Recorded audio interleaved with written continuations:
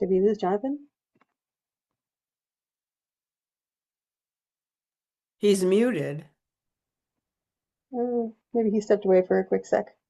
We'll give him a sec.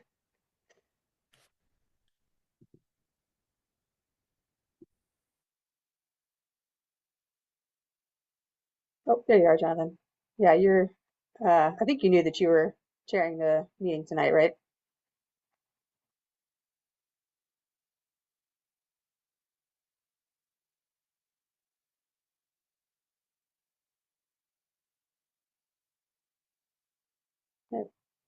Oh, you're unmuted for a second there.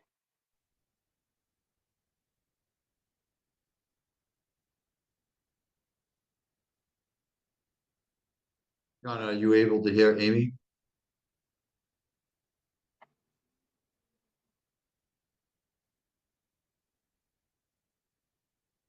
I don't think Amy, can you hear me?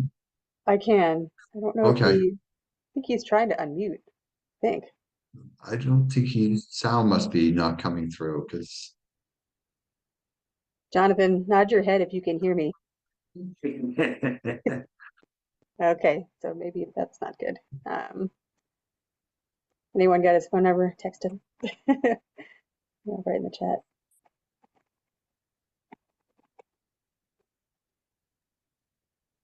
You can't write in the chat? Yeah, I'm gonna do that.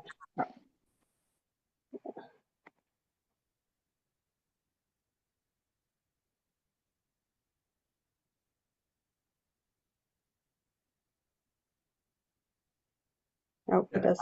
He's messing with his earbuds. Jonathan, are you able to hear volume?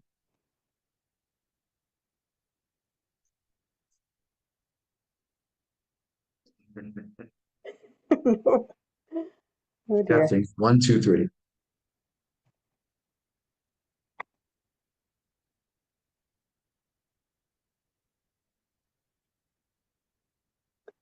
While we're waiting, Dan, I'm having a little bit of issue with my VPN. If you can bring up the agenda for us. Oh, Sure. Jonathan said he is aware of the audio problems, so good.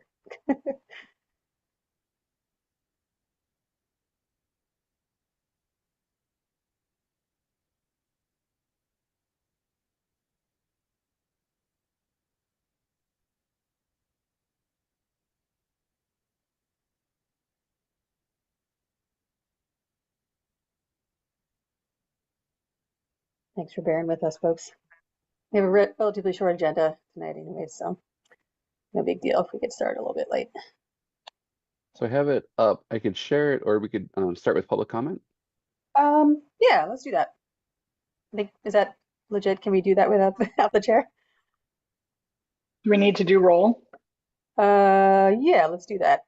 Jonathan can raise his hand. All right.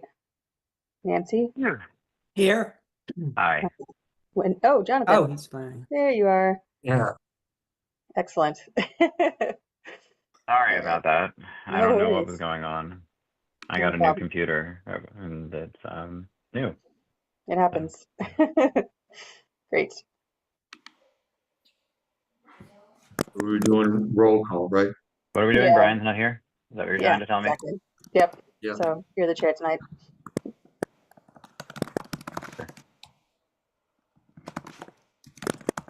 Okay.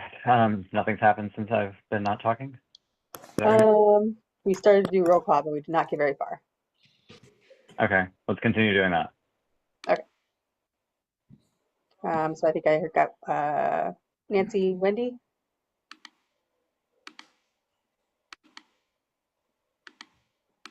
Oh boy, what's going on here? I will try to make you co-host again.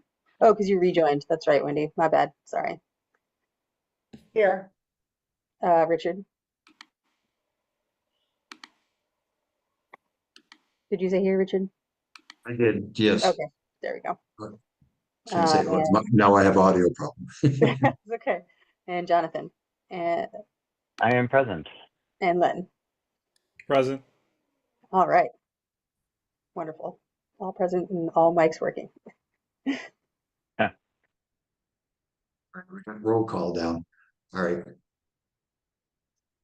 So we can move into public comment.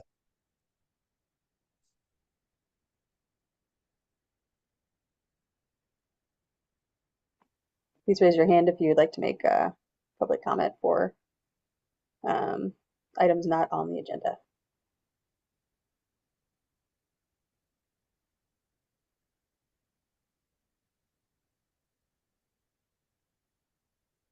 See any? Don't see any now, so I think we can skip that. Okay. What's Moving next, to Dan? agenda item number 3. Thanks. Did you say there's a hand? I'm sorry. No, I just, for some reason, my VPN isn't working, so I can't open the agenda. I guess I could use it online. Never mind. Oh. Agenda number 3 is the consent agenda, which only has the approval of last month's meeting minutes. So move. Would anyone like to make any comments on the board about the minutes? I believe there was already some back and forth on that, so I think everyone should be in good shape, but give everyone a chance.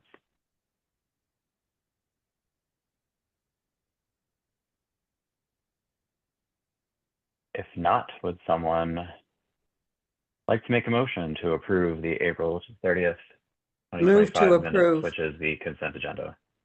I move to approve And the a minute. second? Second. Okay. Lynn, Yes. Wendy, Yes. Richard, Yes. Nancy, Yes. and Jonathan. Yes. Excellent.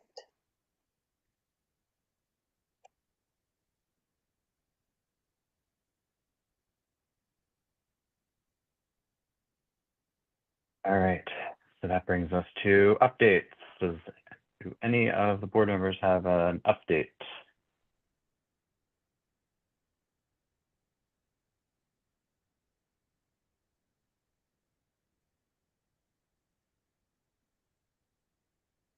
All right. Report. Going once, twice. All right. And I thought I got an email that said that Dan would not be here, but he is. Well, I said he would be Or here. did I? Oh, he would be here. I misread that email. I'm having a great day.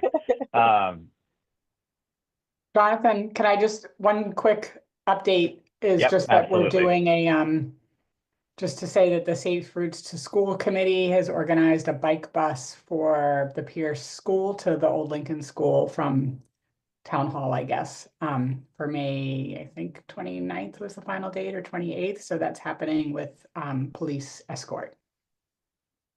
Awesome.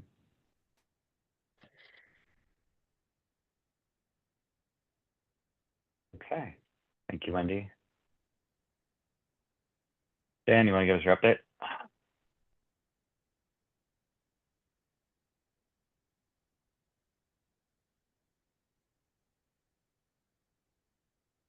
All right, I'm good. Yes, all right, DP, Director's Update, report. I'll just touch on a few. I'm sorry, this was a little tardy getting out. It didn't get out till today. I apologize. I tried to get out on Friday, but I just, apologies, but, you have it as a PDF, but I'll just give you a couple highlights. I guess we'll start the Vision Zero Committee and Action Plan. The report's complete and the resolution will be brought to the select board in June. An update on the pavement maintenance and preservation program. We've got milling complete on Pond Ave and Beacon Street, the center section. So they're continuing to work on structures and I don't have a paving date yet, but that'll happen sometime probably later in June, probably into June at some point. So that's going on. One thing I want to raise is we've added some water service line work. Water and sewer, DEP's asking that they do some water service work, so that's kind of been a little bit of we've added that to our program, and it may move around some of the roads that we choose to pave on the 5-year plan, based on the numbers. So we're working with Jay Hersey, Director of Water and Sewer, to figure out what streets and what roads are affected, and making sure that we get all that work done well ahead, so we can do the paving hopefully a year later. This year we pushed it a little bit to get Russet Road done, so they were out there getting water service is done. But we're gonna reclaim that road, so that won't be as much of a problem as far as trenching across. But, so that's kind of something we're working through now to make sure we, have all our plans in place, and, but there may be some adjustment, to our 5-year plan. Let's see, the contract for improvements on Tully, Heath, South and Russet was awarded last night, so that I don't have a scheduled start date yet, but that's coming soon. And we also received our bids for the Lowell Road. That's a reclaim job, that's gonna be during the summer with Sumner. But that will be awarded at the next select board meeting. Design, we're still looking at Chestnut Hill Ave. We had a meeting on the May 8th and went over 4 alternatives. We're looking at hybrid, going through the comments, trying to make sure we come up with a good plan for that. So we're working on that, and we'll have some date, at some point soon, we'll have a future meeting held to go over that. Sidewalk work is scheduled to start in early July. We're looking to supplement, we have a 3-year sidewalk contract, but we're looking to supplement that and have a second one for after July 1st with the funding we're getting, for the next year. So we're excited about that because we're added to the list. I met with the Pet Advisory Committee, and then we were looking through the list. And again, that a lot of it's partly related to us figuring out our hidden pest preservation plan, because our real goal, one of the big goals is to save money to do the sidewalks a year ahead. Get all that done ahead, and then we can come through and do the remaining work. So that's that, and I guess the last thing I'll say about paving and such is patching and correction on the ones that have been made. So that work will start soon. One thing Amy's super excited about and working hard on it for a long time is the new traffic calming program. Had a very successful meeting. Met with the residents and we're looking at traffic calming Beaconsfield, Buckminster, Clark, Clinton, and Tappan.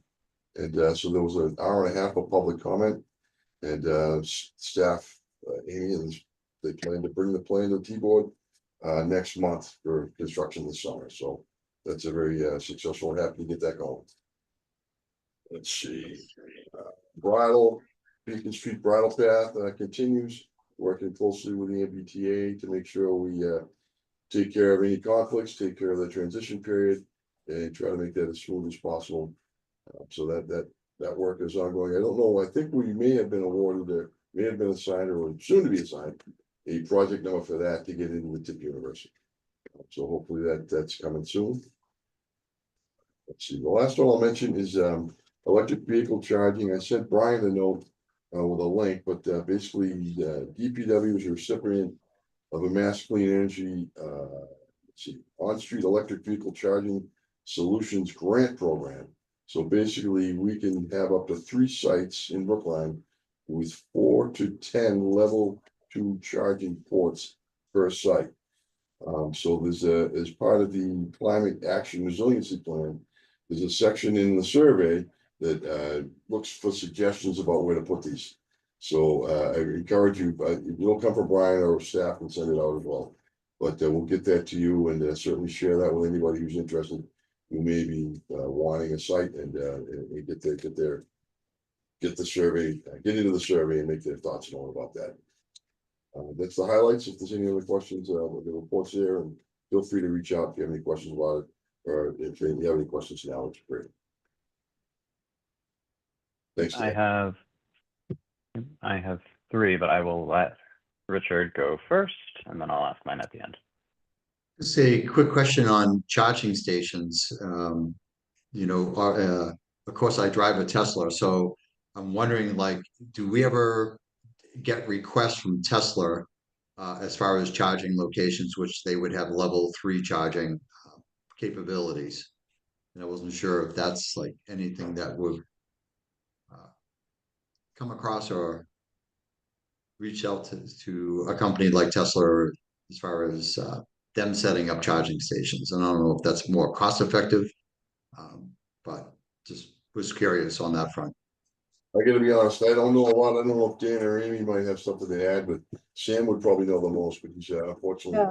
Yeah. Sam's never mentioned working with Tesla, so I don't think so. I think that they wanted to do something that was not proprietary. That was you know, work for basically every other vehicle. But yeah, Sam would definitely know a lot more about that. Because now I understand, like, all the cars that are now being produced are having the Tesla charge port. Oh. Yeah, like I had a Volvo that was charging at a Tesla, and there was a Volkswagen also. So I think that they're adapting because of their size of their network. They're now making their ports the same as Tesla. Very interesting. Okay. Hmm. I will pass that along to him. Anybody else?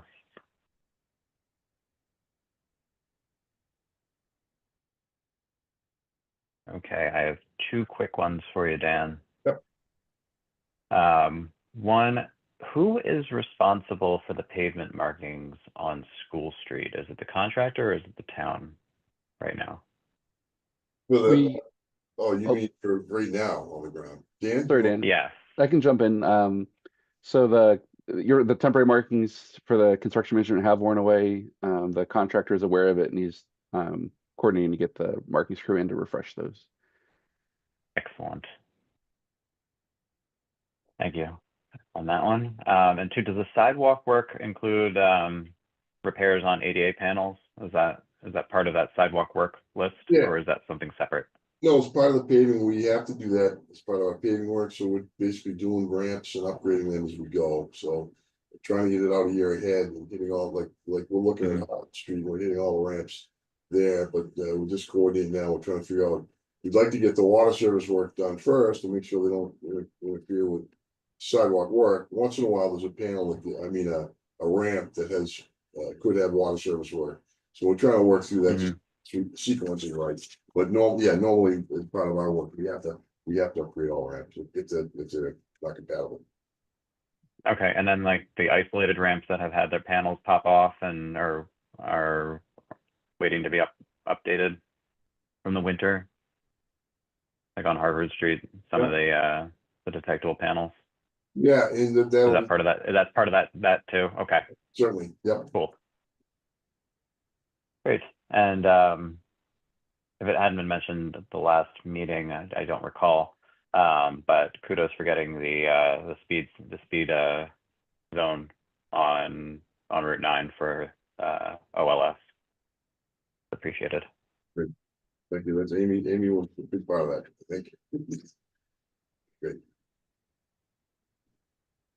Thank you. Okay, anything else? Just in case.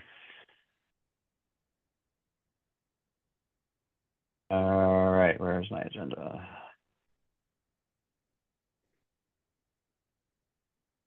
Not the agenda. This is the agenda. Okay, into discussion and action. So 5A is discussion and action on the town of Brookline Economic Development Division's wayfinding plan, preservation and grant application, and authorizing the chair, or the vice chair in this case, to write a letter of support on behalf of the board. Who is this one? Is it? We've got Jessica DeRoy from the Economic Development team Okay. to speak on this one. Good evening, everyone. As Amy just said, I'm Jessica DeRoy. I am an economic development and long-term planner for the town. Just here to ask for the board's support in submitting a grant application to the state to get funding to complete or to develop a wayfinding plan. I'll provide a little bit of context, but the real purpose of this is because of your background of being focused on the multi-mobility and the navigation around town and your authority over the traffic rules and regulations in terms of moving forward with this, as it will be a collaboration between economic development and transportation. As we get through this slide deck, you'll see a lot of it is based off of the recently completed Coolidge Corner parking study. So the grant itself is through the state Community One Stop for Growth, specifically the Massachusetts Downtown Initiative Grant Program. It's a state assigned consultant that we are awarded. The monetary amount is $30,000. We don't see that funding necessarily. The state pays it directly to the consultant on our behalf. And it is like we get to choose the consultant that we work with. However, it's assigned by the state, so we work within their boundaries. There's no bids or RFPs or any of those typical processes that we have to go through in this case because the grant is the consultant.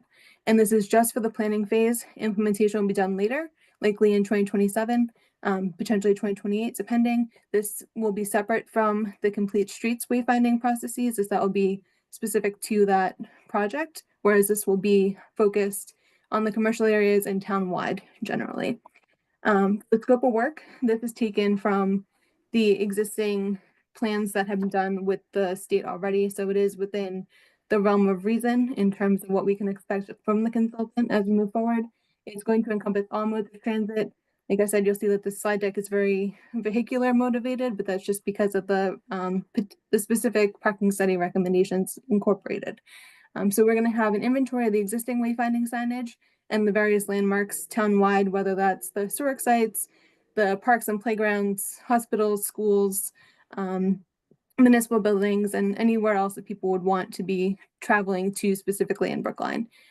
We already have some new town branding, so that's already complete. And that's typically one of the big focuses of these types of plans. So rather than doing the town branding, we're going to focus on the commercial area branding, which will give them a unique but unified signifier as you enter those different commercial areas. You'll know that you just walked into Coolidge Corner or Brookline Village or Washington Square, and everything will have the cohesive town branding sign it or brand on it. But that's just already completed. So we'll focus some of the consultants' time on the commercial area branding. We'll have a full community engagement phase. It'll happen throughout the entire process, but we'll be heavily focused or concentrated at the beginning just to get people's feedback as to the primary locations that they think it's needed. If there are different areas where they want to see more or less signage and wayfinding materials. Other boards and committees have mentioned the visual clutter. That is something we're trying to address, but we're not taking a full inventory of every sign in town because that's just well beyond the scope of work for just the $30,000 that they're working on. But as we inventory those existing signs for wayfinding, if we see that visual clutter, we'll certainly notate where those things are and see how we can kind of consolidate those a little bit better. We'll identify the gaps and that visual clutter. Determine fonts, colors, and materials. So that'll be part of that community engagement, is really talking through different color schemes and things. Typically it's a color block design, designating the different types of locations, both visually as well as in the written form. That way people can very easily figure out that to the left is the historic sites, to the right's the municipal building, or the left's the municipal buildings. And then we'll have prepared location maps and location guidelines. And this will be both for static signage as well as digital, which we'll talk a little bit more about. In terms of timeline, the grant is due this June, will be awarded in October and November if we're lucky enough to do so. In January is when we'll sign the contract with the consultant and really initiate the project.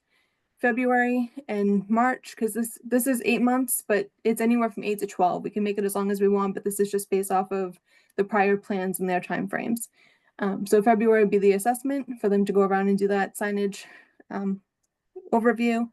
And March to May would be that community stakeholder outreach, potentially bringing that into June so we can incorporate the farmers market and those other pop-up events that typically happen towards the nicer months of the year. June, July, August would be the sign typologies and signage options, and August would be the final wayfinding package, again with the potential of expanding it out into September so we can use Brookline Day as one more final push for that community engagement to really launch the plan. In terms of deliverables, kind of already touched upon this a little bit, but just to give you another follow through, it will be for all modes of transit, regardless if it's biking, walking, regular single occupancy vehicles, buses, trains, however they're coming in. It'd be directional signage, like the one just navigating you to where you're going, identification signage for where the parking lots are, the different commercial areas. There'll be a basic sign that just says you're in Coolidge Corner, and this is the main road, and there's more to your left and right. And then the informational signage, which is like the SUFA kiosk that we already have, and there's mixed feedback as to whether or not people are enjoying the SUFAs as they stand. And that is something that we'll be continuing to talk about in terms of ways that we can upgrade that software, or just potentially taking them out and what that would mean in terms of other alternatives for that digital side of things. And then the digital wayfinding maps to have on our website, on those kiosks, and even on other business websites and other main landmarks like the Olmsted site can incorporate onto their websites so that people can easily navigate and not just have to go to our website to find it. And just again, this is just for the planning phase, implementation will be later. This is just some sample signage. This is from the Williamstown grant that they had done last year. And the color scheme isn't what we're going for. This is just more to show the different heights and widths based off of what type of signage it is, whether it's vehicular or pedestrian. It's all going to be based off of which way it's coming from. And we won't have too much in one spot. The consultant will help us figure out the right width and height if it's both the shared bike lane where people are also walking and driving, making sure that it's at the right height for all. And then in terms of the alignment with town goals and projects, the select board goals for preserving the financial health and public ways for all users is incorporated into this in terms of making it more making it easier to navigate to the business communities to potentially spend some more money and really boost the economy in that regard. Just generally coming in for the different national historic sites and other more tourist attraction based things, gets them in the door, and then they'll go to restaurants and the Coolidge Corner Theater and the Booksmith and those places to really indulge and spend more time in Brookline. Zero carbon in terms of trying to steer away from that single vehicle occupancy user and showing them that there are better, easier alternative ways to get around and commute throughout Brookline and really get them on foot to explore the area. In terms of the zoning bylaw, key objectives for addressing the quality of life, for traffic congestion, open space, supporting small businesses, talked about this a little bit already. We have the new town brand identity, which was recently launched. The website already has it.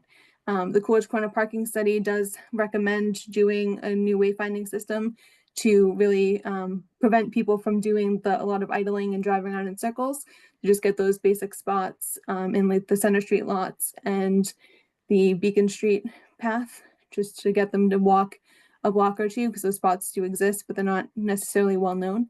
The upcoming Washington Square and Brookline Village parking studies, which we recently launched, we're anticipating will have those same recommendations.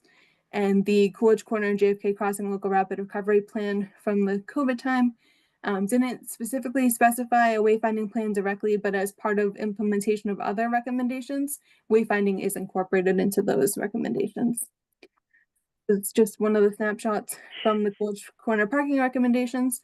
And this is just to show the sample signage in terms of where we can put some vehicle directional signage and parking lot identification signs. So some of that's already done in terms of the Coolidge Corner side of things. There's just some other example directional signs, identification signs, and pedestrian signage. Again, these colors won't necessarily be what we're going for. This tennis ball green isn't exactly the most legible, so we won't be going with that. But just some examples in terms of the heights and sizes and the different styles of these different signs. And simplifying the parking information, this is both for the static signage as well as for the digital signs to really consolidate all the permit locations, hours, times, and even incorporate some of the walking distance times for 2 minutes from one parking spot to your destination and those kind of things. In terms of community benefits, we're looking to enhance the safety, accessibility, and connectivity for every mode of transit, optimize the traffic flow to make it easier to navigate, go around the commercial areas, boost turnover, enhance the experience for all, specifying the drivers here specific for that turnover for the parking lots, supporting the sustainable transportation modes to promote walking, biking, and transit use, having that stronger sense of place and pride in terms of having that unified branding for the commercial areas, putting out our new brand identity to relaunch us as Brookline with this new design, supporting tourism to really help people navigate both before they get here with those digital wayfinding units, as well as once they're here with those static signs. And then just to position ourselves as a connected, modern, and investor ready, whether that's new businesses, developers, property owners, and so on, for a place to live, work, and recreate. And this is my standard vote language, so there is a sample letter of support included in the package. So we can either draft a separate one if that's your preference, or we can, I would request that you either vote to allow someone to, the chair and vice chair, to work with me on a letter, or to potentially move to use the existing letter sample, assuming that you are okay with moving forward on this. So Thank you, and I welcome any questions. Great, thank you. Questions from the board? Nancy? Yes, how do you anticipate that the implementation will be paid for? Is the assumption that there will have to be another grant available for that, or would that come from town funds? So the assumption is that there will be a grant opportunity. So there are a couple that exist right now. In terms of where those will stand in a couple of years, I'm not sure, but the goal is to have the planning phase completed in 2026. So the idea is to have the implementation happen in 2027. So as we're wrapping the plan up, we'll start looking into those existing grant applications for that time frame and get those applications in. It depends too on the amount that we're looking for. Depending on how much static signage versus technological signage we're doing, it can range anywhere from 50,000 to 300,000, depending on what we're trying to do. And there's a couple of different grants that are within that range. Some require matches, which could come directly from the town, or it could come from another grant match. So there's opportunities to do more than one grant or do a town and grant match. Yeah, the only other comment I had is, I mean, it sounds like a lovely plan. My only issue is, so parking signage, I think, is critical. I mean, the parking study indicated, people don't know, we didn't know that there's parking at the Marriott, people don't know where. That's not something you can get easily off a GPS. Most of the other stuff, I think significant number of people find their way through a GPS. So if you're driving and you know where you're going, you just put in Brookline Town Hall or whatever, and you're gonna, it's gonna take you there. You don't really need all this signage. And you can do that for pedestrians too, which isn't to say that there aren't, a significant number of people who don't want to use the GPS or who walking would just prefer to see the signs. So I think it would be nice to have. But I do think of all of these elements, I think that the parking is the most critical. And just a little bit concerning that because the project is so big, it means that you're not going to get the parking signage for a minimum of 2 years. Just an observation. Well, and that's just because it's the planning phase, because this is gonna take that amount of time regardless of what's incorporated in the scope, just because the grant is specifically for the plan. We have done a wayfinding plan in the past, which is where those Olmsted leaf brown border signage that's up on, I've seen most of them on Route 9. That was from 2015, 2014. So we have done this in the past, but now that we have these new studies moving forward and think a lot has happened in that time frame, and we have the new branding, it's the parking will be a big focus, because this really is motivated by both the rapid recovery plan as well as the parking study recommendations. So that will be a big piece of it. It's the commercial area branding and the parking study focus.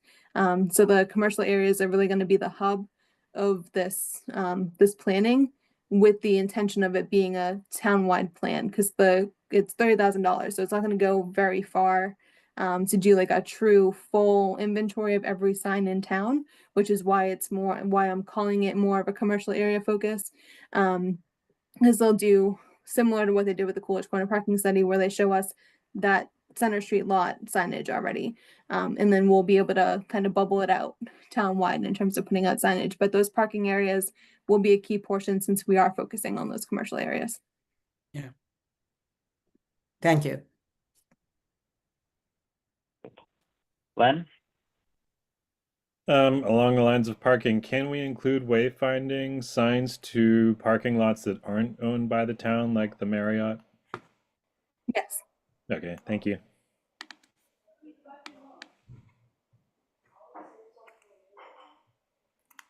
That was short and sweet, Len. Richard? We're talking about townwide, but is there the potential for testing it like in the Coolidge Corner area, in actually seeing an example before we kind of go townwide, for example?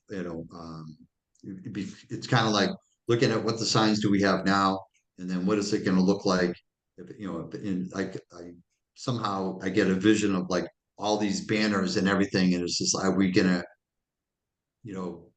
do more harm than good as far as over information or just the decor of the landscape. So just a thought. Yeah, absolutely. And that's something we will certainly consider doing is a small rollout to get us going. And that will certainly be something that we'll ask as part of the community engagement phase and just making sure that it is realistic. And of course, based off of what grants are available too, when it comes time to do the implementation, it may be that it might only be possible to do a small rollout to begin with. But that is certainly something on the table. Thank you. Wendy. Two quick questions. One, how does, I'm just curious how the cost of the digital signs compares to the traditional non-digital signs. Typically, they're a bit more expensive, depending on really how fancy we're going with the signage. If we're just doing the standard color block with our logo that already exists, it tends to be a bit more inexpensive, especially when you're doing a bulk order. Versus whether or not it's the purchase of the physical, like if we were buying another SUFA kiosk or another kiosk like that, if we're buying the physical, digital, or if we're just buying the software, it varies in price. But it tends to be more now that the software is a more expensive piece than the kiosk itself, just because you're investing in it for so long. But it all depends on which type of things we're doing and how many of each. Are we talking like thousands of dollars difference, tens of thousands? I'd say I'm trying to remind myself of all the numbers I was looking at in terms of making sure I get this right. So apologies if I'm getting it wrong, and I can send more information later. I want to say it's probably $10,000 plus difference in terms of the two different ones. Location, per sign. Yeah. Mm-hmm. And then my other question, it was about in terms of wayfinding, whether that includes, I know we have, bike lanes in certain places and sort of like we've tried to connect routes. So I was wondering if that will whether you're going to look at wayfinding signs for, say, like routes to Cambridge and routes to, like sort of further routes, not just around each individual center of commerce. Yeah, so we will definitely consider navigating to other locations. We'll be incorporating signage too for like the colleges like BU and BC and Northeastern, and some of their actual schools are on the cusp of Brookline's territory and slightly outside of it. So there is the opportunity to navigate outside in terms of saying keep going this way to get to Cambridge or go that way to get to Newton. So we can certainly do that. Okay. Thanks.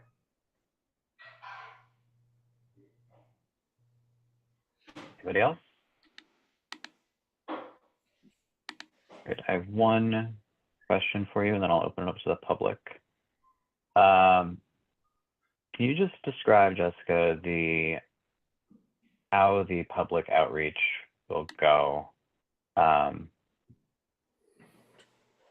Asking largely because we on the transportation board have witnessed a number of public processes in various different forms, and obviously Brookline is a very engaged community. So I want to understand how this will go, who's going to get involved, to what level, whether it's neighborhoods or if there's going to be people off committees or both, or if it's if there's going to be businesses involved, how that public outreach is going to work. So the goal is to involve everybody, whether they're residents, visitors, family, relatives of folks that live here, employees, anybody. And the goal is to do in-person and virtual workshops, go to community events that people are already going to, reaching out to different organizations to help us with outreach to groups of folks that we don't typically get a chance to speak with. We have a very broad group of languages that are spoken. There's 6 primary non-English speaking languages within town. We are trying to navigate ways to provide written materials to provide to folks. to really get the word out that way as well, to make sure that everybody is inclusively involved. And then if we do expand the timeline out to June, attending the farmers market and those kind of things to really get into the community and working with the businesses to do surveys. So we'll do the standard survey mix to get started on, and then probably again towards the end, depending on how long we push this out with all the in-person and virtual workshops in between, to really try to make sure that we're getting as many people involved as possible. Okay, great. Thank you. All right. Public comment. Are there any hands up at all? If you'd like to make a comment, now is your chance. You can raise your hand. Mr. Trevette. Thank you, Jonathan, and members of the Transportation Board. David Trevette, Chair of the Pedestrian Advisory Committee. The Pedestrian Advisory Committee did have the same presentation. I'm actually happy to hear Jessica actually make a few changes and additions to a presentation based on our interactions. In particular, we worried about visual clutter. And so I'm happy to hear, we had one of the things we expressed was disappointment that the inventory would not be of all signage because we worried about clutter. And so, so she has come back and said a more focused, on a greater focus on commercial areas, where it's more feasible to look at all the signs in those particular areas. But one of the things that didn't come up is physical clutter as well as visual clutter.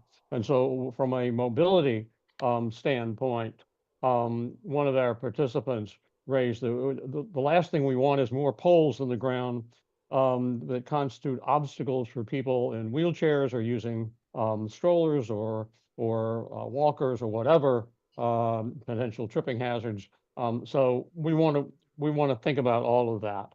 And we in general are supportive of one of the other things that didn't come up, and this is sort of responding to something of that that Nancy said. It's one of the things we think is that people sometimes don't realize how close their destination is to where they are.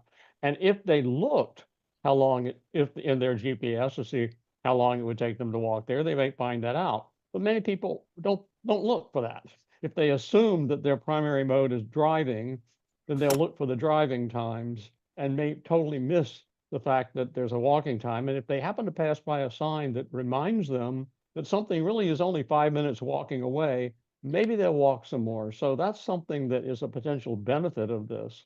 So anyway, so our committee did vote to authorize me to provide a memo of support. I have done an initial draft. I haven't run that by Jessica yet, but I will do that shortly, as well as a couple of other members of the committee to be sure that I'm capturing the sense of the committee and the points that were raised in our discussions well. But so anyway, yeah, so basically generally supportive, a few provisos and cautions, and you know, some thinking that other elements will need to be addressed, and just point out that among the examples she's shown, high visibility, something that will actually get attention and will actually be seen, is truly important. Not too many words on the sign, all those kinds of good things, which we trust that a good study will take into consideration. So thanks for the opportunity to comment. Thank you, David. And yeah, I would agree. I've always found the MBTA signs that have the rings of 5-minute walk and 10-minute walk, and all that also say how far that distance is as well on all of their station signs, to be very useful.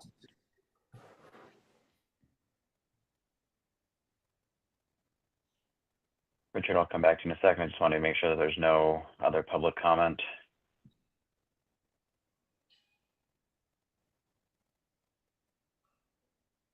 All right, we'll close public comment. Richard, want to make your comment? I just want to mention my wife and I, we were fortunate enough a couple of weeks ago to be over in Paris. And in Paris, there is nothing in English, hardly anywhere.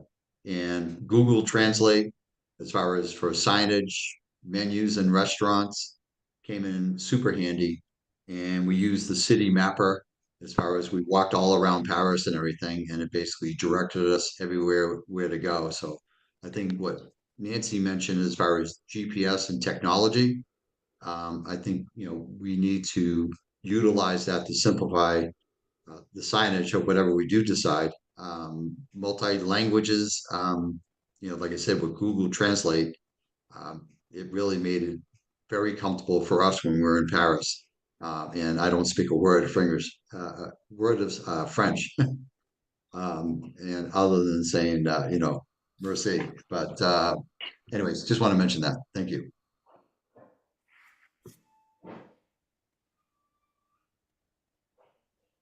Okay. Any other comments from the board?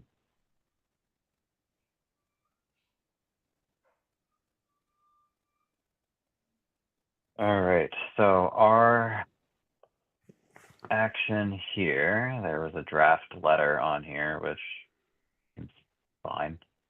I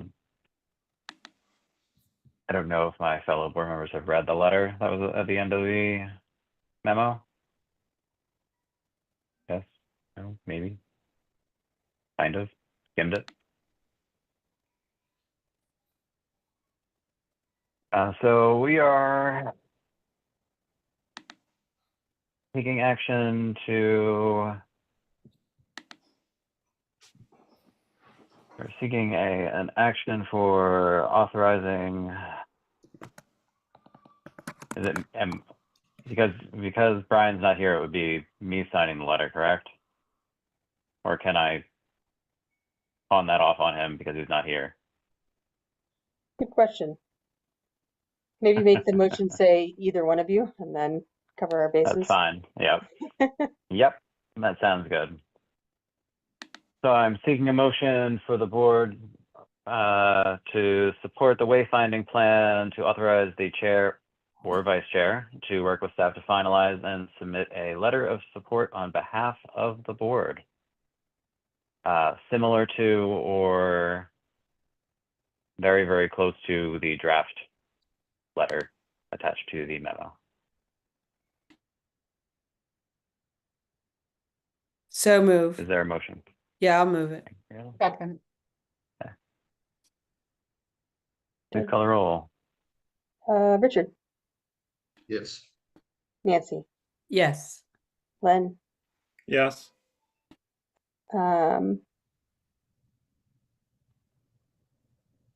wait, it's all jumping around, sorry. And Jonathan, Yes. like everyone? No. No, Wait, yes. who did I not say? Who did I miss? I'm sorry. Me, Wendy, but that's okay. Oh, my bad, sorry, Wendy. The names were all jumping around and I lost my place. Okay, so that is 5-0. So I look forward or not to working on that. And we'll Thank see. you very much. Thank you. Good luck. Thanks.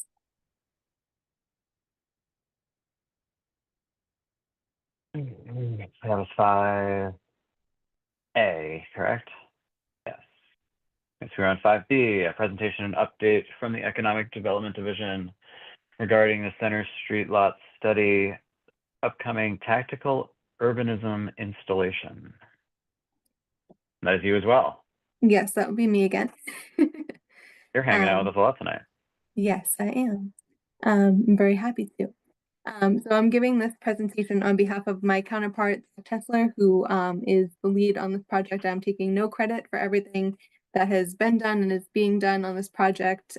He has done a fantastic job as we move forward, and he's lucky enough to be on vacation. So I am here in his stead, given that I was here for the prior presentation. So just to give you a brief update as to where the project stands and the upcoming activation that we'll be doing in the Center Street lot. The exploratory study was kicked off a couple months ago in partnership with the Select Board appointed Center Street Lots Committee and the Economic Development Department or Division to when the committee is charged to work with the staff and consultants to determine how the lots currently serve the community and to explore ways the lots could better serve and benefit the community in the future. So this isn't to do anything right away. This is just to explore various options. Sorry. The Center Street lots themselves, everyone's very familiar with this area, but it's 2.48 acres and 198 parking spaces for the combined two areas. The Center Street Lot East, which is primarily where people park, is 151 of those spaces. There have been many prior planning efforts towards this process and a lot of different conversations over the last few decades regarding how to improve the area and optimize the space. And we're using the study to evaluate the lots from a broader perspective while also taking into consideration some of the prior findings. The most recent one, of course, being the Coolidge Corner Parking Curb Use Plan, which is one of the two projects that are most recent that emphasized looking at other uses for spaces such as this. And it was also included in the 2021 Coolidge Corner JFK Local Rapid Recovery Plan too, as something to look at in terms of how we can better use our space. In terms of the scheduling, we did the kickoff in January to March. In March to May, we did our initial survey, which I'll talk about a little bit more later. Right now, we're in that testing it out phase, which is where this tactical urbanism intervention comes into play. After that, we'll be developing options for the area, selecting the preferred options through some more community outreach and engagement, doing the modeling and analysis, and then the final report and presentation at the end of the year. The activation we're looking to, or that we will be doing throughout June, is in partnership with Eisenberg Projects, who is the sub-consultant for our primary consultant, which is Spec Dempsey, who's located here in Brookline, actually right off of the Center Street lot. Sorry, I have my notes and I lost my spot. The proposed location for the intervention is right outside of the Coolidge Corner Theater entrance. So right in these 4 little spaces right here, and I have a better zoomed in photo that I'll show you soon, but this little orange arrow here on the left of the Coolidge Corner building is that main alleyway to Harvard Street. And then this other on the bottom is the Beacon Way alleyway, go to the Beacon Street side next to Party Favors. This is a zoomed in showing of exactly where these parking spaces are. It was identified with the help of the consulting team, transportation and the transportation division to really minimize the safety concerns in terms of using the parking lot as a activation site for this parklet. So the proposed parklet is being activated in collaboration with DPW, both the transportation and parks and open space divisions. The barriers that are protecting, it'll be filled in a bit more than in this image. We'll have the standard Jersey barriers on the sides, but to beautify it a little bit more, we'll be using those concrete larger planters that are just as heavy as the Jersey barriers, but add to that plant aesthetic that we're going for in terms of activation. The scaffolding is going to be erected for the vertical gardens. So we'll have hanging plants going all the way up. There will be a planting day for the community to really be involved in getting this set up and seeing what we're doing. And when it's time to take the parklet down, a couple of weeks from when it's activated, there'll be an adoption day. So people can actually come and take home the plants that we're using on site. The parklet will also have seating, some play structures, and playthings for people of all ages, but specifically focused for the kids. And it will also be a site for collaborative events in partnership with local businesses. That particular schedule is still pending until next week, but we are working with some of the Coolidge Corner and outside of Coolidge Corner businesses to do board game nights, exercise classes like yoga, arts and crafts activities, and even collaborating with some bike stores to do some bike repair and cycling focus activities. So we will have that confirmation next week, but that's just an overview of what we're looking at there. And this is just to showcase the height and width of the scaffolding. It's shy of 11 feet tall, 7 feet wide, and 11 feet long. So it'll fit just about perfectly within that parking space with some space left over for the barriers. The activation timeline is throughout the month of June. This is primarily just to catch people before school lets out and before people really leave on those summer vacations, to just grab it while we got it. Spaces will begin being closed on the 3rd, but the activation will truly begin on Saturday, June 7th, which is the same day as the Coolidge Corner Arts Festival. And that way we can maximize impact as it's being done the same day, and there'll be a lot of people already in Coolidge Corner for that particular event. So the game nights and things that are incorporated on here, the office hours for the project committee, those things aren't truly set in stone. Those are the dates we're shooting for. But again, that schedule is going to be confirmed next week, and there'll be more added here in terms of those other collaborative partners. Sunday, June 22nd is the last day for the parklet to be active, and the plant adoption day will be that same time for people to take things home. But it'll be the next week where things are truly taken down and everything cleaned up before those spots are reopened. And it does align with some of those first weeks of the farmers market. In terms of engagement events, we have already had a small business roundtable that happened this past March.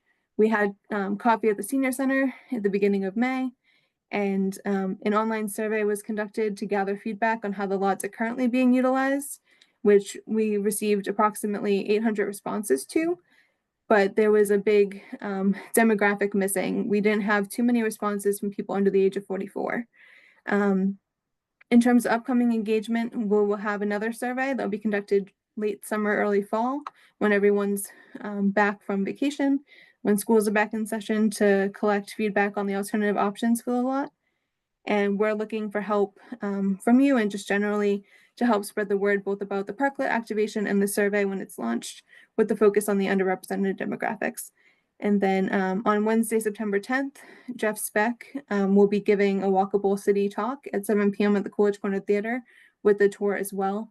And we are working on collaborating with the Brookline Interactive Group to potentially stream the event for us.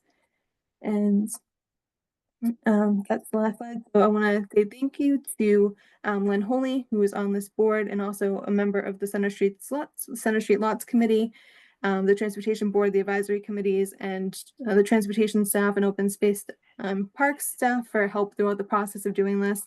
And I'm happy to answer any questions. I will ask Len for a little bit of help on some if I get stuck.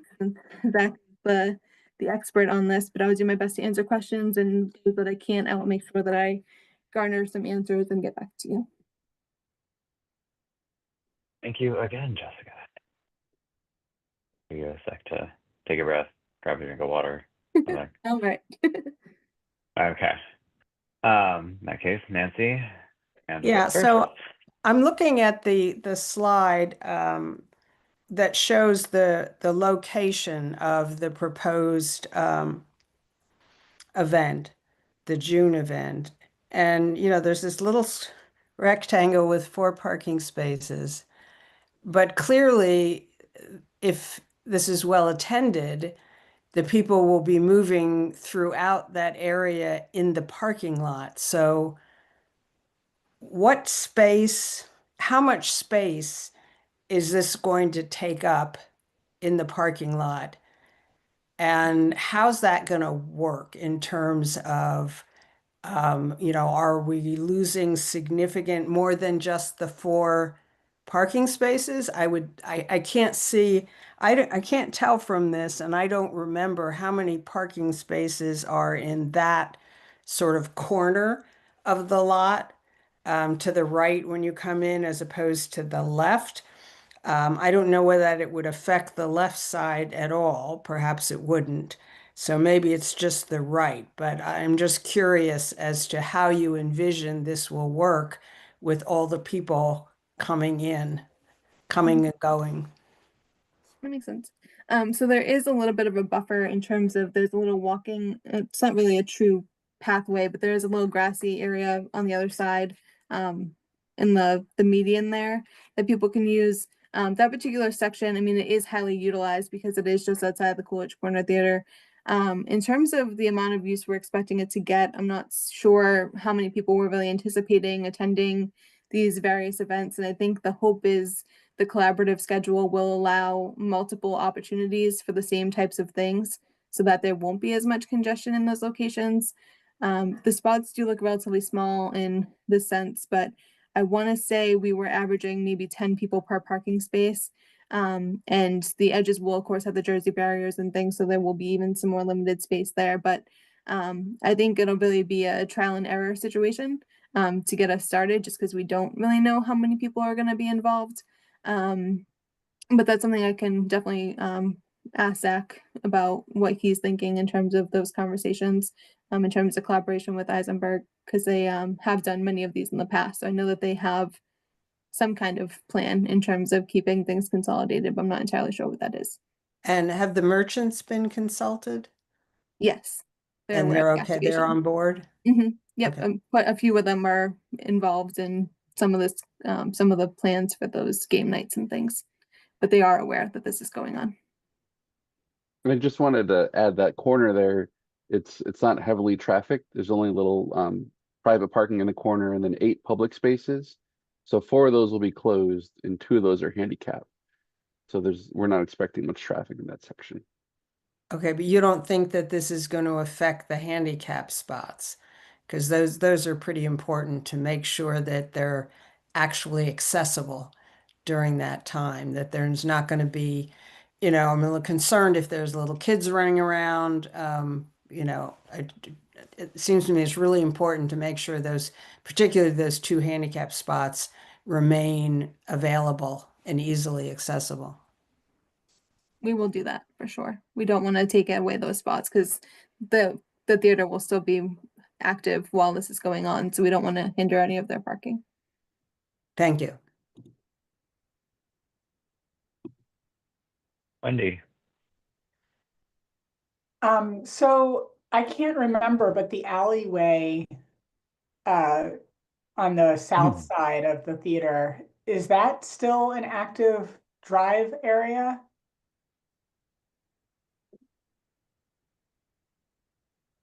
I want to say it's a one-way driving area, but most people don't use it because I believe, and Dan, correct me if I'm wrong, that this is supposed to just be specific to the business owners or the proprietors. I'm not sure that the public is supposed to be using that little alleyway. It's very narrow. Yeah, But it is one way, and I don't think it's heavily trafficked. But it is usable. I mean, it seems like that should not be open when this is happening. If people are driving through and past the parklets that are, I mean, if they're just set up for like sitting and having food, but if there's like an exercise class or a game night or something, it seems, I don't know. I mean, it's very tight there. And I know it's not often used, but I mean, I've definitely driven through there. I imagine other people do occasionally. So that's one concern. And then my other question is just why there's one spot left between the handicap and the parklet. Why leave that? That's primarily just to make sure that those handicap spots are still accessible because we do have the Jersey barriers that are going to go slightly over that line. So it will still be a usable spot, but it's going to be on the white line, not necessarily over into the next spot, but essentially where that white line will be partly covered, it will be still an active spot, but harder to see. And we don't want to have that extra barrier next to a handicap spot. Okay. I mean, we might consider putting it a little bit over the line so that it's just, again, to Nancy's point, like if we're actually expecting like a number of people for an event or something, even just having more cars trying to turn into that spot, I would just imagine that the area on the road in front of the parklet areas where people are going to be coming from the sidewalk are going to have people. I mean, that's where you're going to cross into it if you come from the side of the theater and stuff. So having that also be an open driving area seems maybe a little unwise. That's great feedback. I will definitely relay that.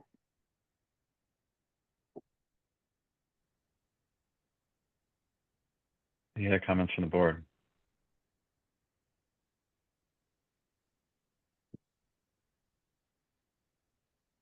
Any comments from the public? Now is the time to raise your hand if you have a comment.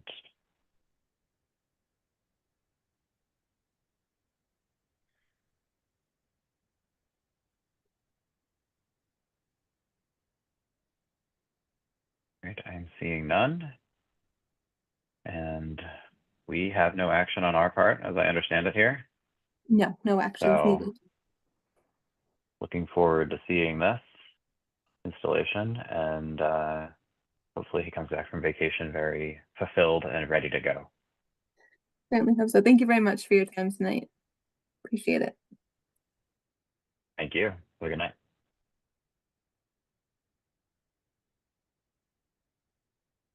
So that was A and B, and now we are on C. All right, discussion and action on request by Sarah Griffin and neighbors to install a right turn restriction from VFW Parkway onto Clearwater Road from 7 a.m. to 10 a.m., except for abutters, to reduce cut-through traffic during the morning peak period. Dan, is this you? Yep, this one's me. I cheated. I saw you on mic right before I said that. So this is a traffic calming request that was submitted by Sarah Griffin, and 14 other neighbors signed their petition. They reported a lot of traffic cutting through on Clearwater to get to South Street. We did put a traffic counter out, and we observed about 80 vehicles in the morning during the peak hour. So that's between 7 and 9. For comparison, in the evening peak hour, there was 14 vehicles on average, and there's 25 houses on this street. So 80 is a lot more than we'd expect from the number of houses, and compared to the peak hours, there's definitely more activity than in the evening. And overall traffic is the speed of traffic is fairly slow. The 85th was 25 miles per hour. There's a slight uptick in the 85th in the morning, goes to 27 miles per hour. So the recommendation from staff based on the traffic counts and the request from the neighbors is no right turn in the morning peak hours from 7 a.m. to 10 a.m. Monday through Friday, except for the abutters on the road. This would allow people to live there and deliveries and visitors to turn right, but other people would not be allowed.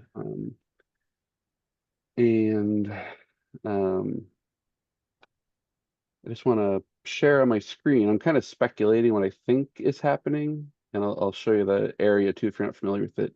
So this is Clearwater Road. This is Clearwater Road right here. And it's in South Brookline. So we have Independence Drive here, Allendale Road and Grove and West Rock Street Parkway. And then VFW is to your south. And I think it's northbound traffic in the morning. So this is Google typical traffic. So the yellow and red are areas of congestion. You can see West Rock Street Parkway is backed up almost to the rotary here. Allendale Road has a long queue of cars. So I think people are using VFW Parkway, and then there's a little bit of congestion as you approach South Street. I think they're using Clearwater and then turning right onto South to try and bypass the backup in Allendale and West Roxbury. And then I believe a few of the neighbors are here to speak on the issue as well when you're ready to open it up to the public. And that is the overview. I'm here to answer any questions if you have any.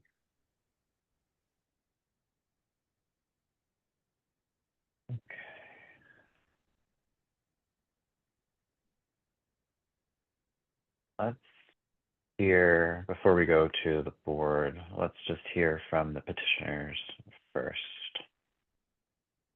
Peter, I assume you are one of the petitioners?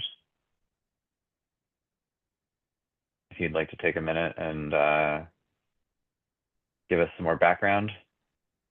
And Sarah That'd be lovely. submitted the request if you want her to go first. Either way. Pete, do you want to go? You Do guys you can want me to go? Yeah.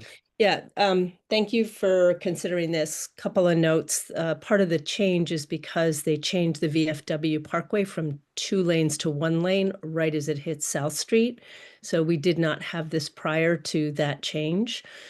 So that's been the uptick, and there have been some near accidents and near misses of hitting people because people are just speeding through. So appreciate your attention to this.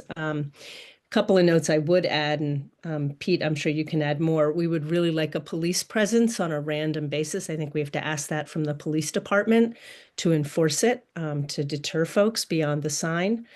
Would love to know the timeline if this is approved. And last but not least, we really would like speed bumps.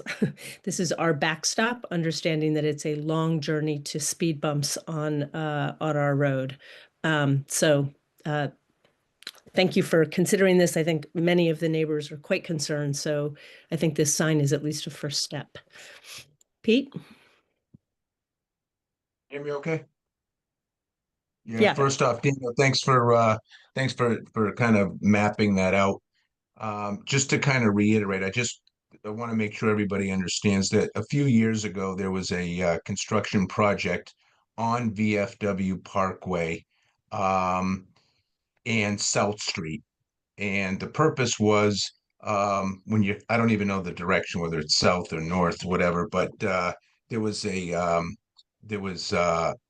accident where there were several accidents, but there was a fatality, and they decided that they were going to change the lighting, so there was going to be a direct left turn coming from Bertucci's to take a left onto South Street. Tons of traffic, and vice versa, coming from the rotary around Roslindale up towards Bertucci's. People are using Clearwater Road as a cut through to circumvent the light. So it's backed up all the way on VFW Parkway, and people are trying to cut through Clearwater, and they are speeding. So Daniel, your numbers are astronomical, right? The 80 cars when at peak on the evening, it's 14. Honestly, team, I walk my dog in the morning, and cars speed there sometimes 50 miles an hour. We've got young kids walking to school. So it is a hazard, as Sarah said. We would need some sort of police presence to enforce it, just to make sure that we create the right behavior. But ultimately, we would love to have some sort of speed bumps. So I just wanted to provide that context. I appreciate your consideration in this matter. Thank you.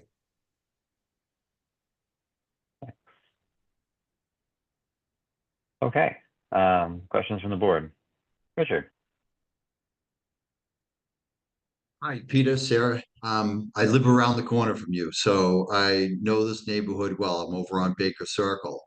And actually, yeah, it's definitely the DCR. They changed the configuration of the intersection to cut down on, zero vision type of scenario there. And the overall root of the whole problem overall is actually Independent Drive. So the traffic flows through perfectly all the way up to Puttingham Circle. And it has the right of way going through Puttingham Circle, which causes all the backup on the West Roxbury Parkway. So they have the right of way. So we're looking at a South Brookline roadway study as far as overall, and maybe we can visit that area. But I think in the short term, your solution here is a good solution. The only thing I see, and it happens further down off the VFW in the West Roxbury heading out towards Home Depot, there's a do not enter except for abutters. And the brazenness of drivers, they ignore it because they look at it as like, well, I'm an abutter temporarily, right? And I'll cut right through. So that's the only thing about having the abutters. I think the sign might be stronger if you don't have the abutters on it.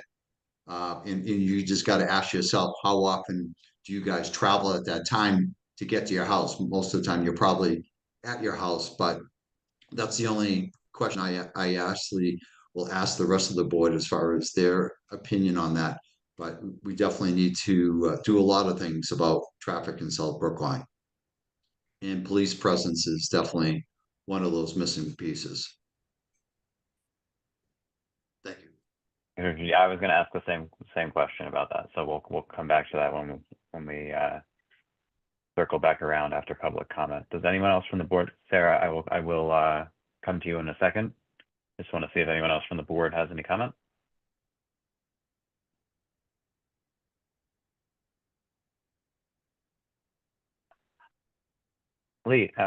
Len, sorry.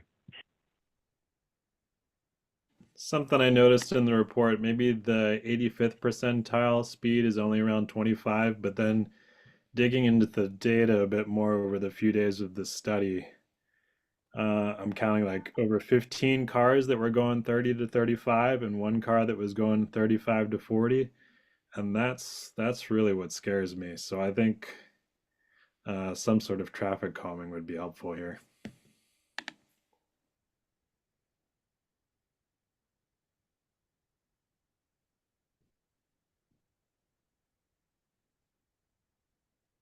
Dan, Yeah, was anything with that related to? Yeah, go ahead. we'll add the Clearwater to our streets out of traffic calming requests. There's only so many we can do per year. We're trying to cluster them together. This year we're doing around Tappan Street and Buckminster. But we'll prioritize and look at the data for all the streets that have requests on it and work on it in future years, but we'll add it to the list. And then the question about timeline, if it's approved tonight, which I think it will be, there's a 21-day appeal period. And then from there, it normally takes highway about a few weeks to get out there and put the sign in. And if they have to order it, it takes a little longer, but probably a month to 2 months.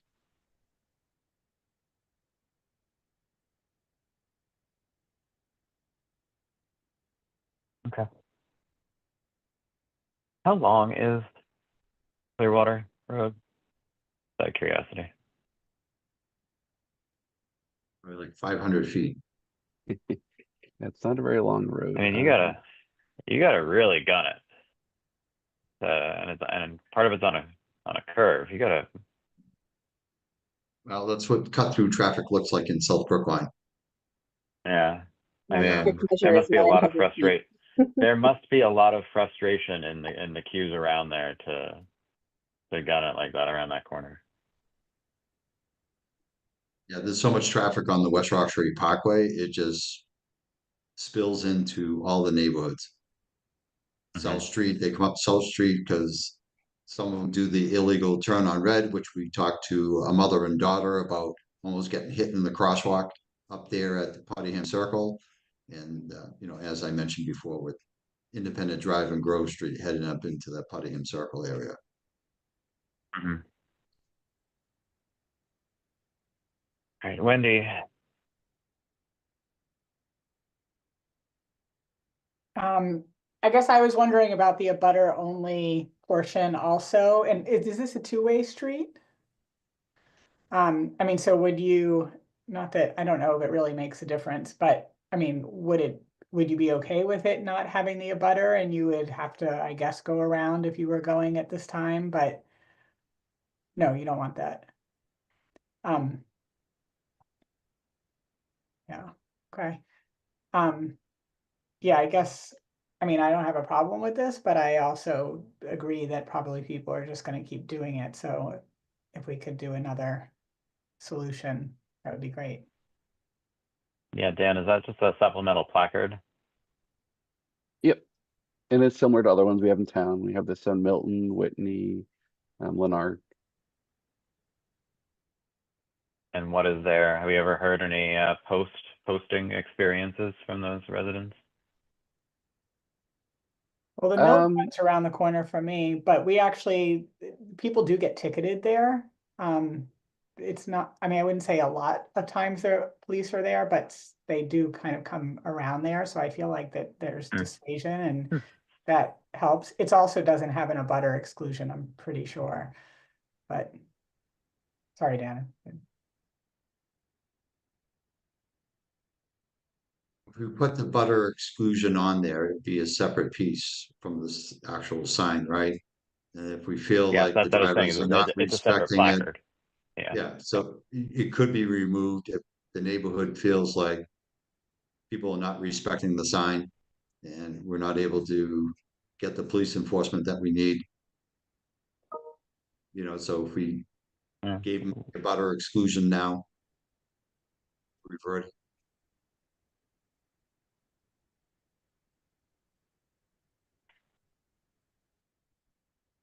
Nancy. Yeah, I'm just wondering, it sounds like there's a little bit of a kind of whack-a-mole going on here. You made a change in one place and that resulted in the traffic, the cut through on Clearwater. You want to stop this cut through on Clearwater. The backups are very significant. It sounds like people are going to find something else. And so, I mean, is there any sense of where, what's going to happen next? And, is this really, this may solve the problem for Clearwater, but is it just going to create a problem somewhere else? I would say it wouldn't, because between that whole roadway, the only access through South Brookline is the West Roxbury Parkway or South Street. Between that traffic light and the West Roxbury Parkway, you have to go all the way to the Faulkner to go down Allendale Road to get any other access as far as working in another direction. So the holdup is at the new traffic configuration at South Street and the VFW. I think once you get beyond there, they're trying to get through Puttingham Circle. That's where everything leads there.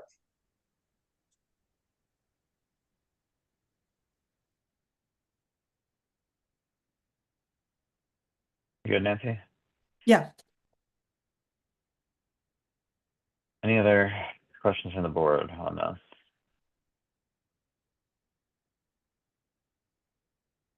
All right, open up to the public, and I see our commissioners are their hands back up again. So Sarah, feel free to unmute yourself and offer. Yeah. So I just wanted to respond to two things. Ariel Ballard is also a neighbor here. She's actually also on the corner that goes around. So she'd love to speak, and I think you'd need to unmute her in a moment if that would be okay. I just wanted to say I think the reason we'd like abutters to still come through is if we can't come through, we end up in the same traffic problem that everybody else does coming down to South Street, which just, it makes it much more difficult for us in the morning. And then I did want to just double check in on, am I right? We have to contact the police direct, if you approve this tonight, which we hope you will, and thank you if you do. We contact the police directly once the sign is up to ask them for enforcement, or is that something that this committee does? How does that enforcement work? We don't participate in enforcement. Okay. Should you have regular non compliance with the sign, you could call the non-emergency number at the police department and ask them what they can do. Okay. All right. I appreciate that.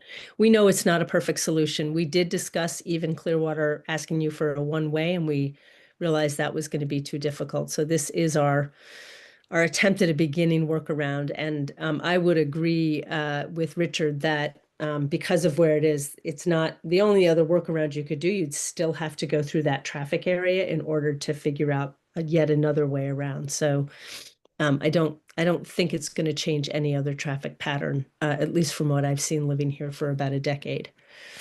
So thank you again for considering this. And Ariel is over there, and then there's Peter.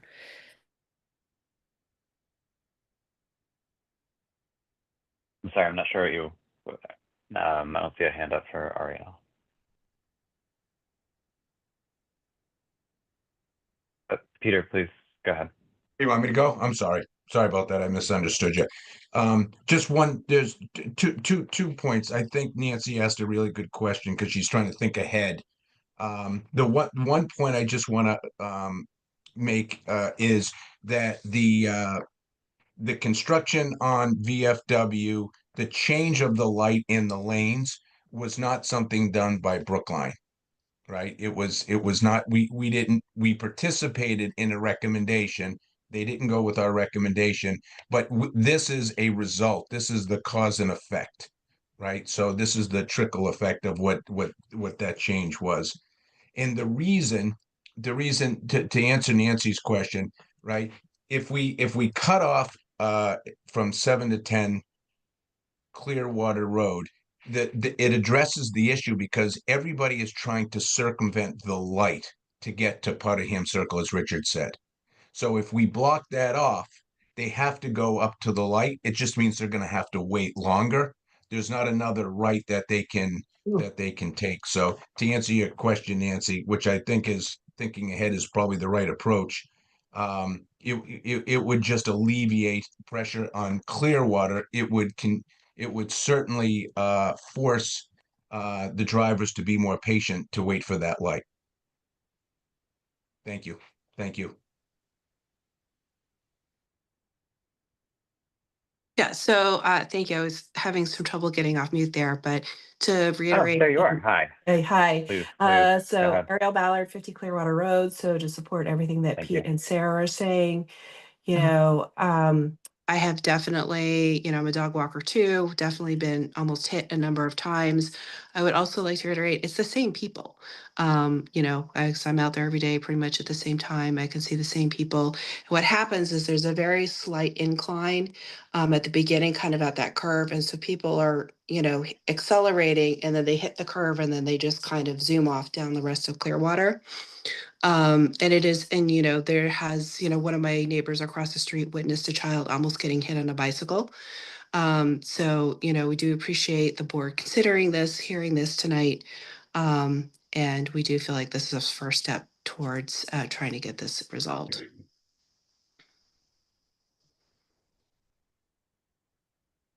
Great. Thank you. Any other public comment?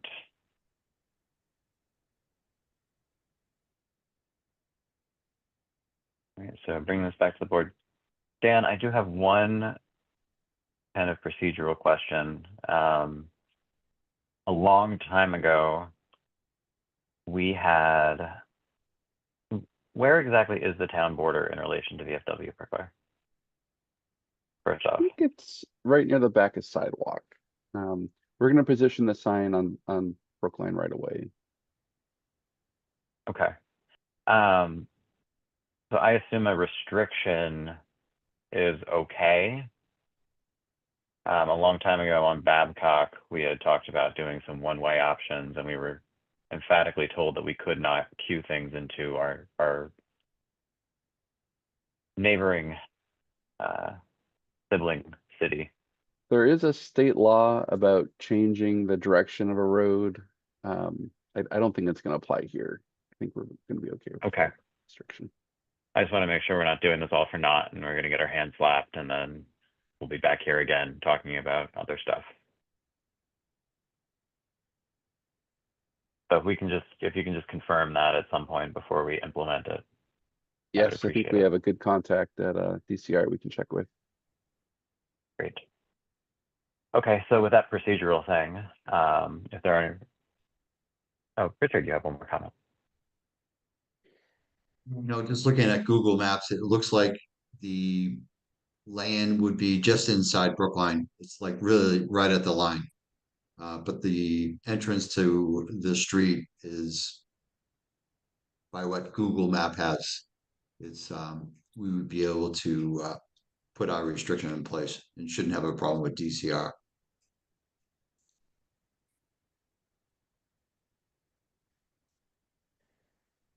Yeah, just for context for you, Richard, it has to do more with the traffic flow and where the movements go. So when we were working on Babcock Street, we tried to change. We had a proposal that changed the street to one way as one alternative, and we learned that changing a roadway to one way in which it could negatively affect the town next to you, and potentially divert traffic into that town is not allowed. You just have to get their That's permission. yeah. You have to get them Yeah. to agree to it. And the state law actually Which came with, Boston was not interested in doing. Yes. it came from Columbia Road in Brookline where the road was closed off and Boston could no longer access it. Almost the same argument that made towards DCR is actually they've created this the way as they configured that intersection. They have had Unfortunately, it's only for changing, like Dan said, it's only for changing direction, not for reducing capacity. okay. So, as funny as that might seem, but laws can be funny like that. All written with very careful or not so careful words, depending on the law. Okay, so bringing this back, we had talked about the abutter placard a bunch. I think everyone agrees that we don't want to see a ton of turns here going down a local roadway when they should be on VFW Parkway. The question is it really, you know, is that abutter sign really easy to enforce?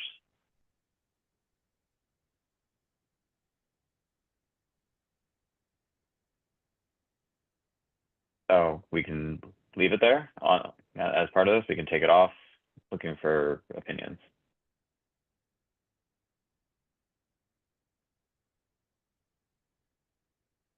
I thought that by putting it on there, it gives the opportunity to test it. And if we feel like drivers are not respecting it, then maybe we have to tighten the restriction by removing it if the neighborhood is not opposed to that strategy. All right, it looked So like Deputy seems like Superintendent Mike Murphy had come off mute for a second there. Perhaps he wanted to say something? Hi, can you hear me? Yeah, we can. Yep, absolutely. If we do approve it, or you do approve it, the police department, we would be there for the first few weeks every morning to, you know, educate the people who are cutting through. And then we could probably be there sporadically every few weeks to every month just to keep up with the enforcement, but that's not a problem. Excellent. All right. I think that answers that. And if So- there are issues with the abutter only, Sarah, you can just reach out to me again. I can coordinate with the board to change the regulation. Yeah, I mean, we may stop in a butter. If they take the right, the officers aren't gonna know individual cars. So they'll just be stopping everybody that comes through. They'll have to just prove their residency. That's all. Take a few seconds.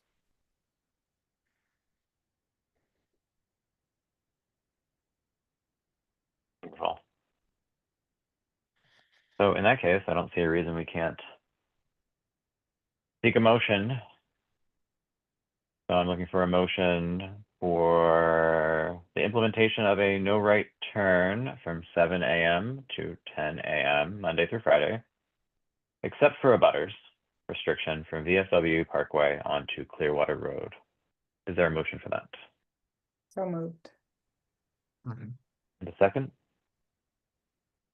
Second? Motion from Wendy, second from Richard. All right. Richard, Yes. Wendy, Yes. Nancy, Yes. Len, Yes. and Jonathan. Yes. Great.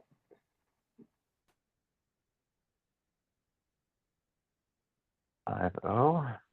One. All right.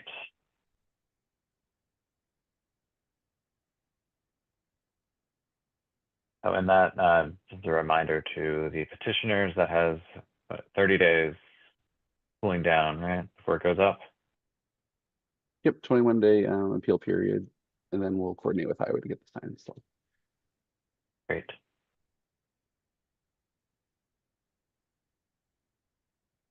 All right, so that brings us to the final portion of Agenda 5D, discussion and action on altering the pedestrian phase from concurrent to exclusive at the signalized intersection of St. Paul Street and Longwood Avenue. Please take it away. Thanks, Jonathan. So this was a request from the Safe Routes to School task force. The St. Paul at Longwood intersection is signalized. It's right here where my cursor is. It's relatively close to the Lawrence School over in this corner, and there's this is a safe route. Children often are in this intersection. It's also a corridor that connects you to the Longwood Medical Area right down Longwood Ave. So there's definitely a high amount of vehicles and pedestrians. And right now it's a concurrent pedestrian phase. So that means pedestrians walk with a green. So cars and pedestrians will walk in the same direction or go in the same direction. And the exclusive phase would have all the cars stop, and then pedestrians would get their own movement without any conflicting turns. This is also on the Vision Zero high injury crash network. And for the crash history, there were 20 crashes reported between 2020 and 2024. 3 of those accidents involved pedestrians and 2 involved bicyclists. And many of the accidents involved personal injury. As part of this, no turn on red signs would be installed as the board voted. All exclusive ped phases can be signed with no turn on red. The benefits, it does remove the conflict for pedestrians. There is a slight impact to the vehicle queuing. It's already congested. The queue lengths get a little longer, getting close to Beacon Street, similar on St. Paul. I think they're a little past Stearns. So that's the downside. It's longer delays for pedestrians and vehicles because in order to accommodate the exclusive ped phase, it's a slightly longer cycle length. I'm estimating in the morning it'll be a 90-second cycle length, and in the evening there's slightly more vehicle volume, so to prevent the intersection from going over capacity, I think 110 seconds. We'll refine that cycle length more as we finalize the signal plan. We did go to the pedestrian advisory committee. They voted unanimously to support the change, and a letter detailing some of their discussion and points are included in the memo. I'm here to answer any questions if you have any.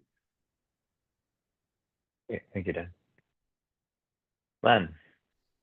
What are the current cycle lengths? Right now it's a 90-second cycle length. Okay, and then is it just the evening that's changing, or both morning and evening? I think we just get away with changing the evening because there's a little more traffic in the evening peak hour. Okay.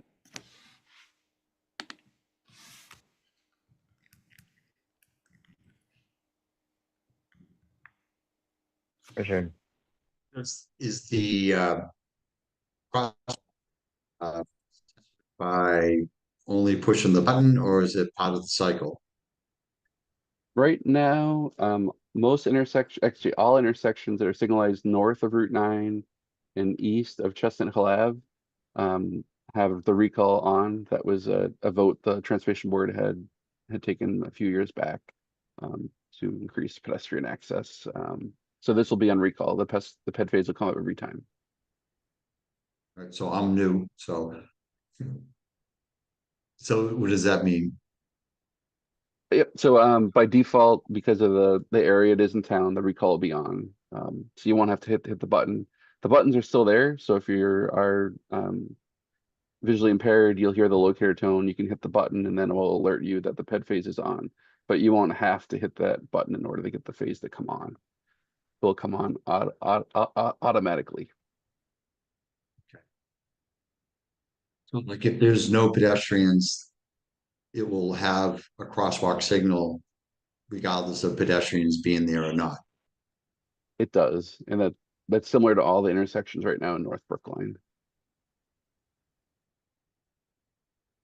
The volume of traffic going through there, as you mentioned, it would, I'm sure it's high pedestrian too, though. So, okay.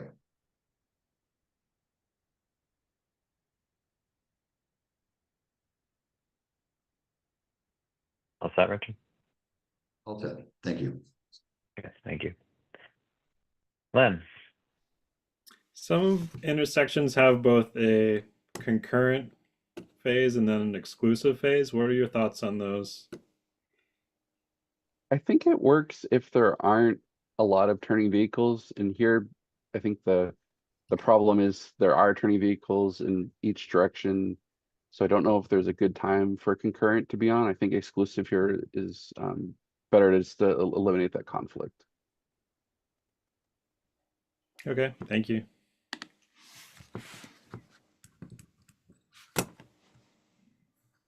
Any other questions from the board? Dan, I have 2 questions before I turn over to the public here. One, And I don't really know how or if you could calculate this without doing a lot of survey effort. But the sidewalks there are, at least on a few of the corners, are fairly narrow with a longer cycle and not being concurrent. People are going to be waiting longer to cross the street, so you're going to get more people waiting on the corners. Is it going to get really crowded on these corners?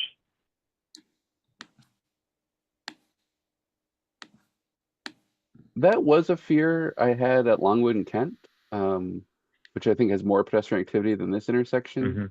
And observing it after we made those changes to exclusive ped fees, I haven't seen a big issue with pedestrians bunching up and standing in the road. They seem to fit on the sidewalk.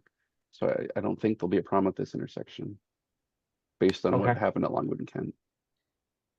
Do you think that's partially from just people crossing when they feel comfortable during in concurrence with the movement that's going, or is it just people are, it's just not as bad as we thought, as it might seem it might be? Yeah, I think they just arrive spread out over time. They're not all clumping together. Okay.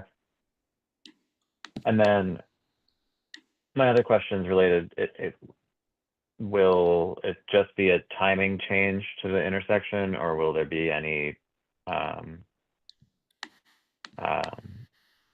accessible upgrades to the corners as part of this change? This one's just going to be timing, but we are, when St. Paul does come up for construction or paving work, we do plan on fixing those wheelchair ramps. I know they're apex right now and they don't have technical panels. But it's not part of this project, but it's on our radar to get fixed.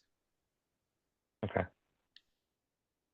Okay, and if queuing does occur down to Stearns, I suppose we could put a do not block the box down there or something. Or is it worth putting something like that now? Can we do that now as part of this, or would that have to be advertised?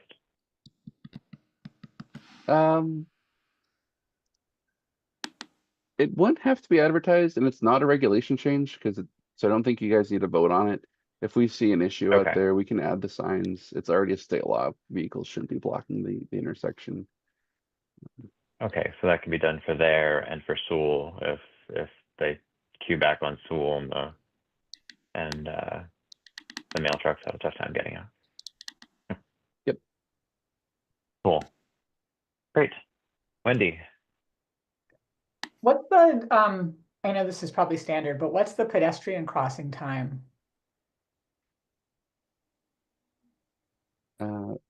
It's 3.5 feet per second. And I think at this intersection, I'm just pulling it up my diagram here. Does that take the diagonal into account? It doesn't. So if you cross diagonal, you do need to move a little quicker. But 3.5 is slow. That's like the slower end of pedestrian movements. Most people walking are going to be going quicker than that. The old standard was 4.5. So it looks like, Although this is near school, so there's going to be little kids and strollers. I just wonder if it can be done on the pedestrian, since you're extending the car time and people will be queuing. I wonder is it able to be done on the on the diagonal? we could look at it. The diagonal looks like it's what, 10 feet longer? Yeah. Yeah, we could I mean, look, it we might could be look at worth it. just observing and seeing. Yeah. That's what I was gonna say. We could observe it. And if people aren't making the diagonal movement in time, we could lengthen it. It's gonna be 18 seconds right now. For the pedestrian phase. That's 6 seconds a walk, and then the 12 seconds flashing don't walk. Is it similar down at Kent intersection where you kind of have a similar setup that we're going to? Yep, it will function just like that intersection exclusive, and I don't know the timing offhand, but I think they're similar size intersections. This one might be a little longer because it has the Wider. turn lane in it. Um,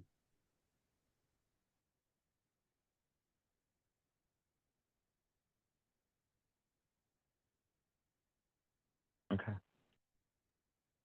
Cat's getting it. Can you talk about no right turn on red signs for this intersection? Yep, so for the exclusive phase, the board had voted that all those intersections in town can get signed for no turn on red. So we'll install them at this intersection for the new change. We're still rolling them out town-wide, but that is something you voted on in the past. Okay, thank you.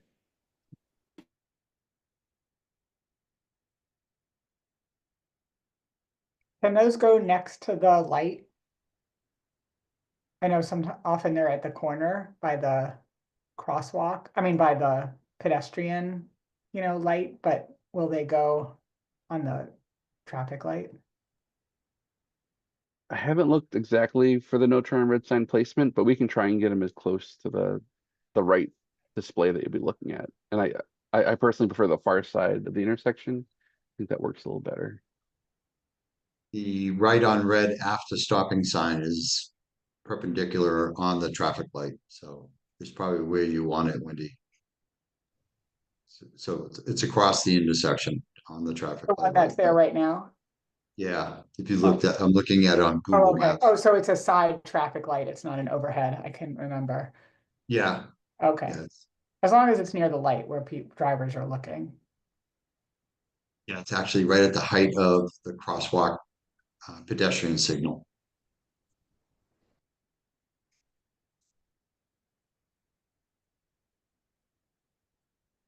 Len, I thought I saw your hand up again. Are you good?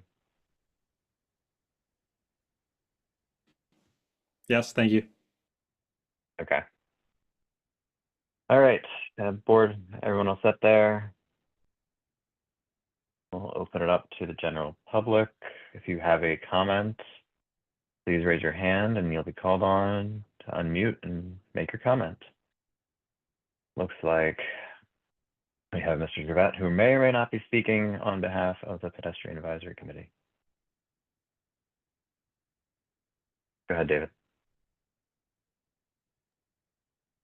Okay, thank you very much. And actually, I will speak on behalf of the Pedestrian Advisory Committee. You have our memo, so I'm not going to repeat everything that's in the memo. We support this change. I wanted to emphasize one thing that we mentioned in that memo that hasn't come up yet. And that just like the situation with Clearwater, we expect this is a change for drivers. There is a longer wait for drivers. The no right turn on red. We suspect there may be some frustration, so we highly recommend that whenever this is actually implemented, there be coordination with the police and there be some police presence, particularly during the rush hour periods, just to help drivers get used to it for the first month or two. So that's the other thing I wanted to throw out there. Thanks very much. Thank you. Are there any other comments from the public?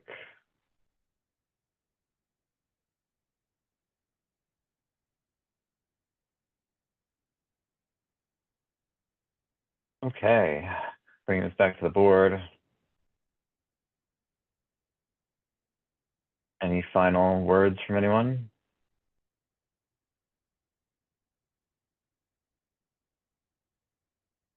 I certainly don't see this as a highly controversial item. All right, so where's my motion? There we go. Okay, so I am seeking a motion to vote to implement an exclusive pedestrian phase at the signalized intersection of St. Paul Street and Longwood Avenue.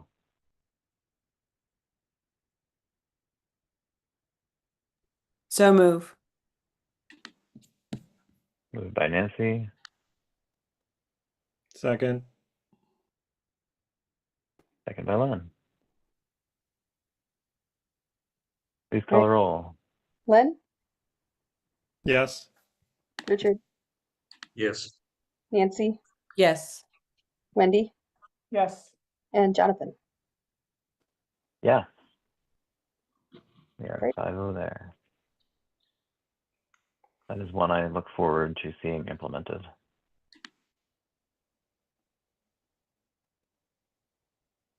Okay, that ends our discussion and action as far as I see.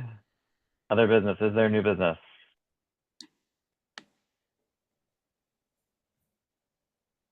When is our next meeting, Amy or Dan?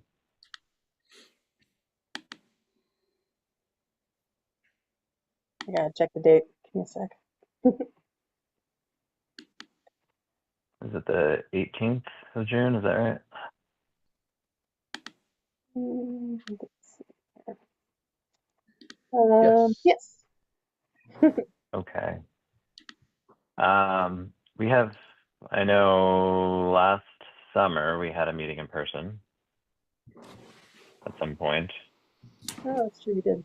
Yeah. And at that point, Brian said we would do them from time to time. And it seems like it's probably time to time by now. So just a suggestion to ask us when you see if we're available, if we're interested in doing an in-person meeting in June. We'll bring it up to Brian If if none of my fellow board agenda members meetings. are not interested in that or not. That would be nice. Also, it's a chance for Richard to meet all of us. We've all met, but Richard has not met us all in person, so.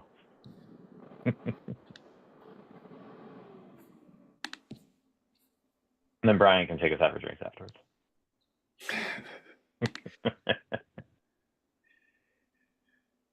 Jonathan for chair. Not on your life. All right, if that's it for new business, can I hear a motion to adjourn? So moved. Second. Without objection, we are adjourned. Everyone have a great night. Bye, everyone. Thank you. You.